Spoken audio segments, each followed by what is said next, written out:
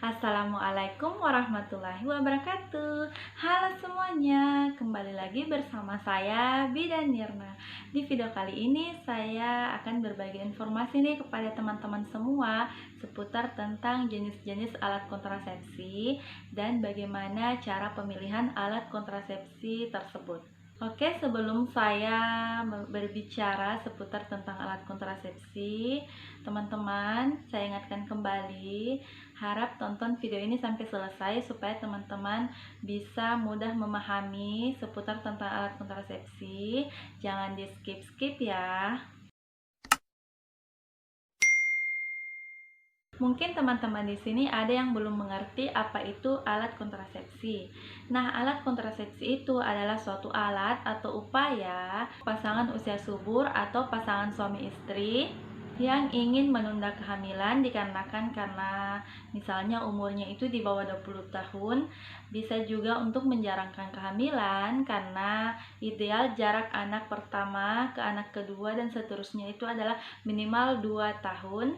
Dan bisa juga jika ibu tersebut sudah tidak ingin hamil lagi dikarenakan ada suatu kondisi kesehatan yang tidak memungkinkan ibunya itu untuk hamil. Ini merupakan program dari pemerintah khususnya oleh BKKBN. Alat kontrasepsi itu sendiri terbagi dalam beberapa kategori-kategori. Yang pertama yaitu kategori sederhana dan yang kedua yaitu kategori hormonal. Kategori sederhana ini terbagi lagi menjadi dua ya teman-teman, ada kategori alami atau tanpa alat, ada juga kategori barier atau penghalang, bisa dikatakan juga dengan atau memakai alat. Kategori alami itu yang pertama saya sebut dengan MAL atau metode amenorrhea laktasi. Nah, sama seperti namanya itu laktasi, berarti metode ini bisa digunakan oleh ibu-ibu yang menyusui.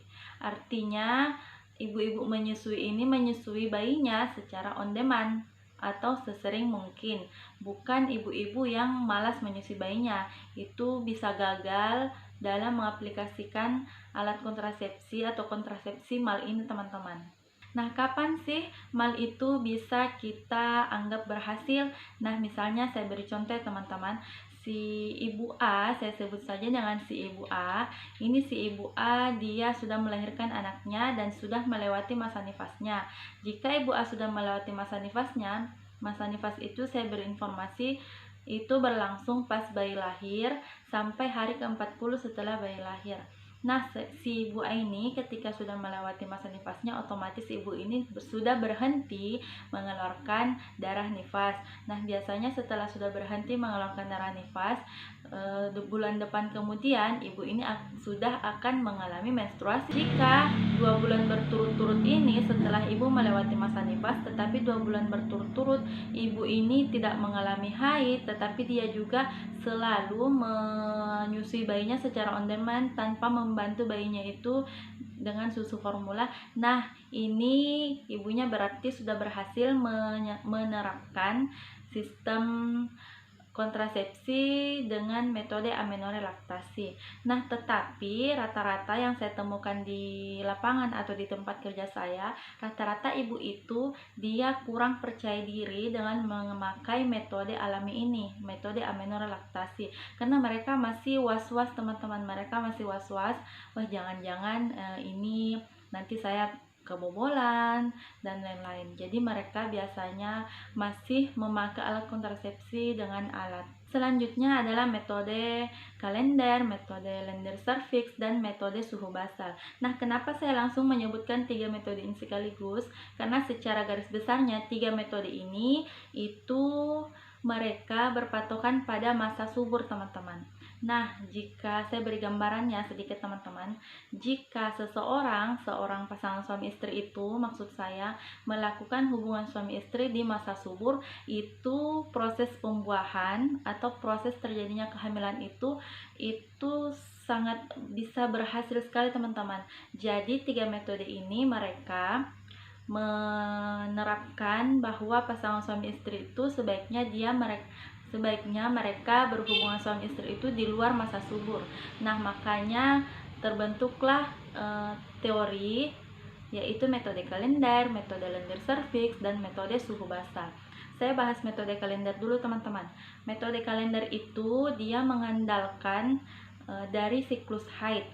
Apalagi itu siklus haid teman-teman. Nah, siklus haid itu adalah jarak antara misalnya teman-teman nih haid di bulan pertama tanggal 12. Nah, kita hitung dari tanggal 12 itu 28 hari kemudian itu tanggal berapa? Apakah pas teman-teman di tanggal itu mengalami haid atau tidak? Itu bisa diamati bukan dari 1 bulan atau 2 bulan teman-teman, tetapi dari 3 sampai 6 bulan supaya kita makin percaya bahwa oh ya siklus haid saya itu teratur, yaitu 28 hari. Jadi buat teman-teman yang ingin menerapkan metode kalender, itu siklus haidnya harus diperhatikan dulu, harus 28 hari. Selanjutnya metode lendir cervix. Ini adalah metode mengamati lendir cervix yang keluar dari, maaf ya teman-teman, yang keluar dari vagina perempuan. Nah, ciri dari masa subur kita itu sebagai perempuan itu bisa juga diamati dengan lendir cervix kita. Jika lendir cervix yang keluar dari vagina itu dia agak kental, dan jika kita ambil, kita pegang, dia teksturnya agak lengket, nah itu yakin dan percaya bahwa kita itu mengalami masa subur. Berarti jangan berhubungan pada saat lendir cervix kita seperti itu sampai 3 hari setelah lendir cervix tidak seperti itu lagi teman-teman. Itu tidak diperbolehkan bagi yang tidak ingin hamil atau tidak ingin punya anak dulu, tidak diperbolehkan berhubungan pada saat itu.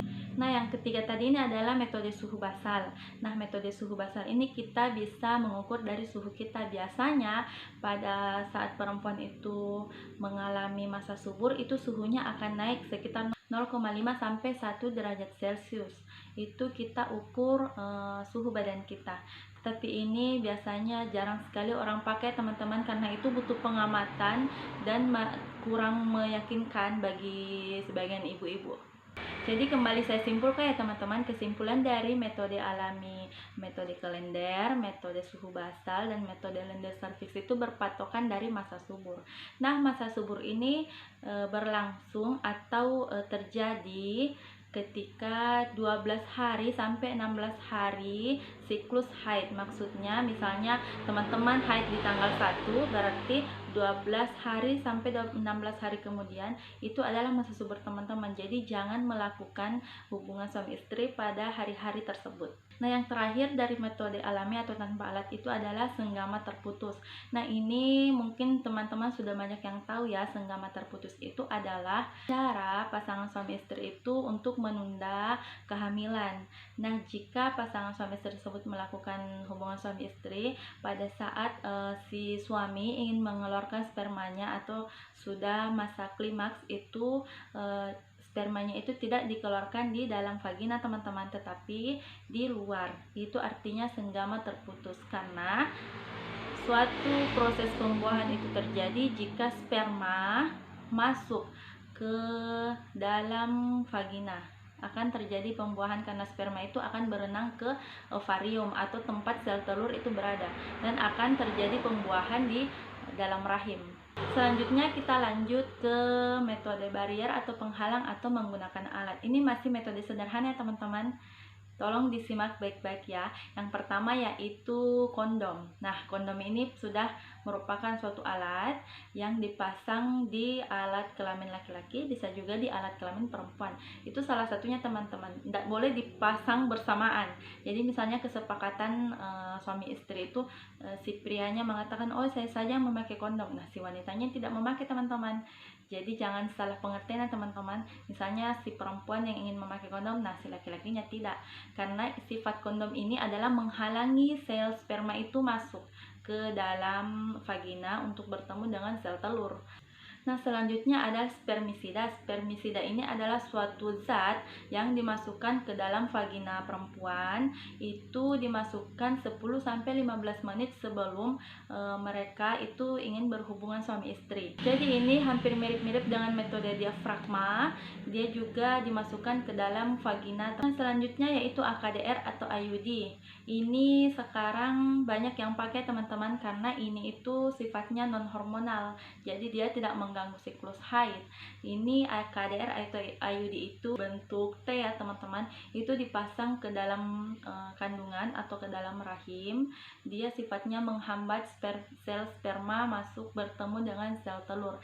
Ini masa reaksinya itu bisa sampai 10 tahun. Kita harus rajin juga konsultasi dengan dokter sebelum pemakaian dan setelah pemakaian, karena ada beberapa kondisi yang tidak bisa dipasangkan pada perempuan.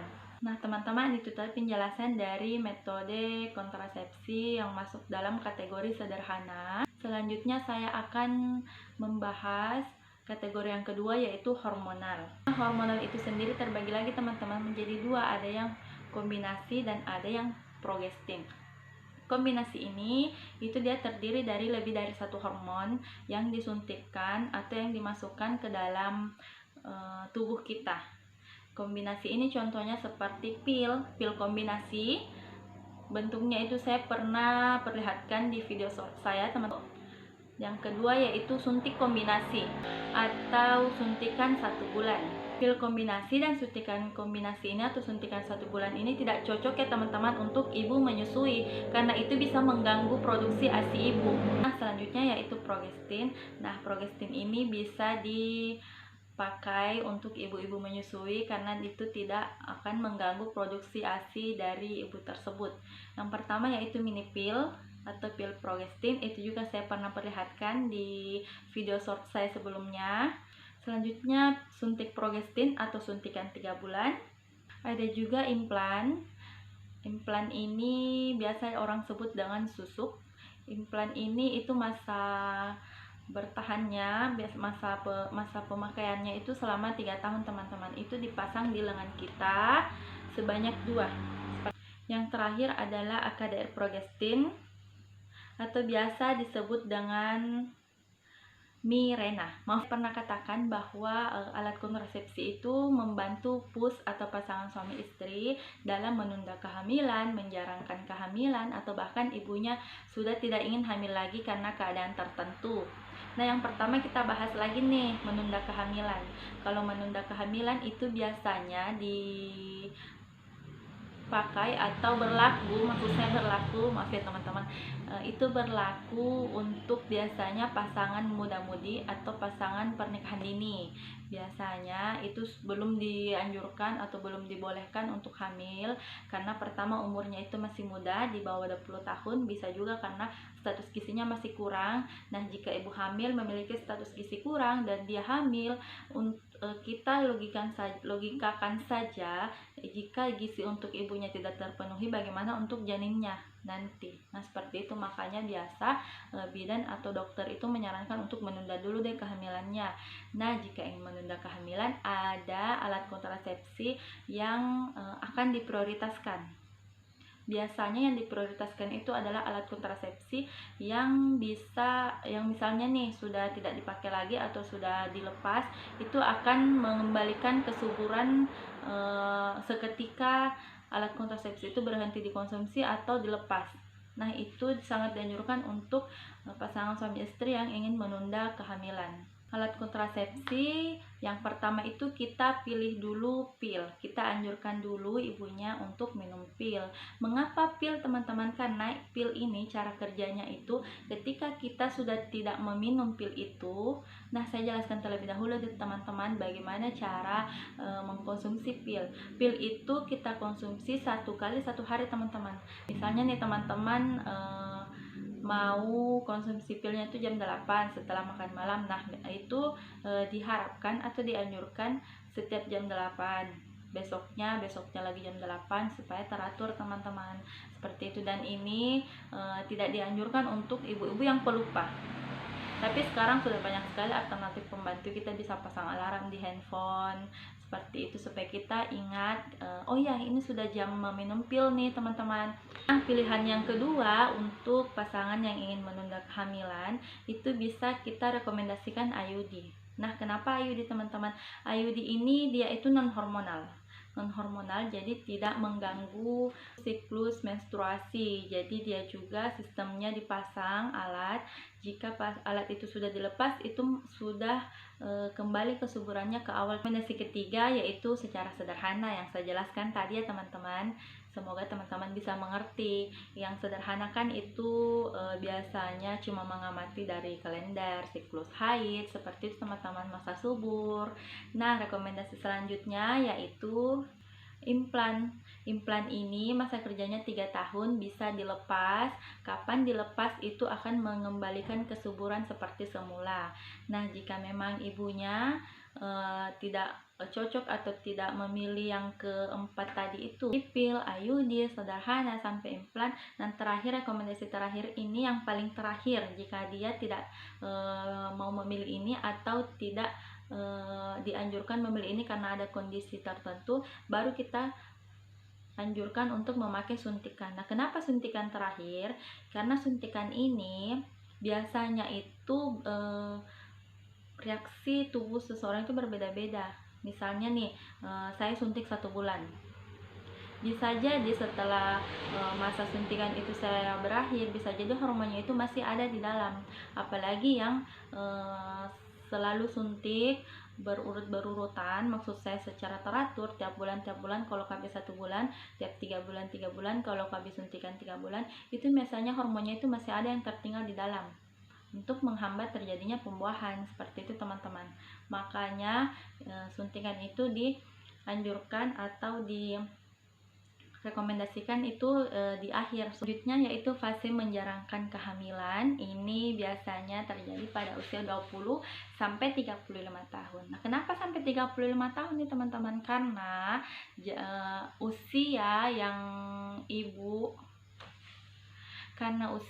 batas usia yang dianjurkan untuk bisa hamil yaitu cuma mentok ke 35 tahun. Di atas 35 tahun itu kita sudah katakan sebagai ibu beresiko untuk hamil. Nah, rekomendasi yang pertama untuk menjarangkan kehamilan yaitu adalah metode kontrasepsi IUD. Nah, IUD ini yang pertama dia non hormonal, yang kedua dia juga masa kerjanya itu bisa sampai 10 tahun teman-teman.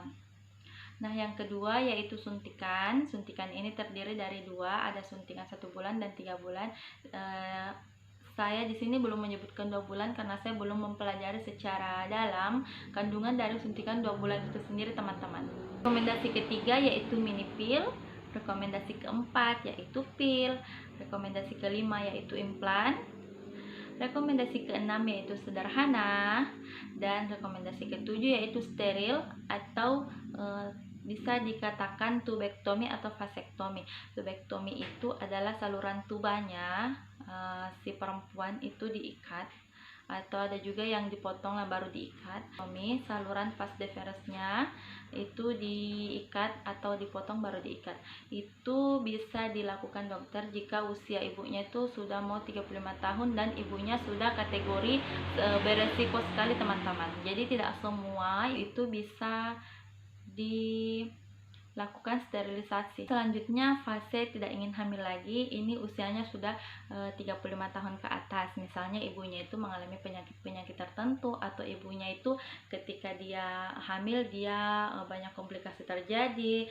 Jadi untuk menyelamatkan nyawa ibu, menunda terjadinya yang tidak diinginkan seperti kematian ibu dan janin, jadi harus dicegah dulu, harus dicegah sebelum kehamilan itu terjadi teman-teman. Yang pertama itu sterilisasi. Nah, ini paling bagus sekali teman-teman ya, karena ini sudah tidak akan terjadi lagi proses pembuahan. Yang kedua yaitu IUD, yang ketiga yaitu implan, yang keempat yaitu suntikan, yang kelima sederhana, dan yang terakhir adalah pil. Teman-teman, itu tadi penjelasan dari alat kontrasepsi, mulai dari sederhana dan pakai alat, mulai dari yang dianjurkan untuk menunda kehamilan, kontrasepsi apa yang dipakai, yang menjarangkan kehamilan kontrasepsi apa, dan yang tidak ingin hamil lagi itu kontrasepsi apa. Terakhir saya ingin memberikan informasi nih kepada teman-teman bahwa jika kita memakai alat kontrasepsi yang hormonal seperti suntikan, pil, implan, yang pastinya bukan yang tanpa alat, itu mengalami atau itu akan terjadi efek samping kepada kita di 3 bulan pertama setelah pemasangan atau pemakaian. Biasanya itu yang paling sering, paling umum itu adalah siklus haidnya teman-teman tidak teratur. Bahkan ada yang tidak haid, ada juga yang selalu haid, ada juga yang pusing. Nah, kalau masalah siklus haid itu adalah normal teman-teman di 3 bulan pertama. Pusing juga itu biasa karena hormonalnya ya yang baru menyesuaikan ke dalam tubuh kita. Nah, jika teman-teman mengalami keluhan, saya harapkan jangan langsung ingin memutuskan berhenti memakai kontrasepsi itu, tetapi teman-teman datang konsultasi ke bidan atau dokter teman-teman ya, karena bidan dan dokter akan menjelaskan cara mengatasi efek samping tersebut. Dan misalnya efek samping tersebut tidak masuk di akal teman-teman tetap kekeh, nah itu kita akan berupaya ingin menggantikan nih kontrasepsi apa yang lebih cocok lagi nih kepada teman-teman. Oke teman-teman, cukup sekian informasi dari saya. Semoga video ini bermanfaat untuk teman-teman. Jangan lupa like, isi kolom komentar di bawah, dan dibagikan kepada teman-teman. Semoga informasi ini bermanfaat ya teman-teman. Wassalamualaikum warahmatullahi wabarakatuh.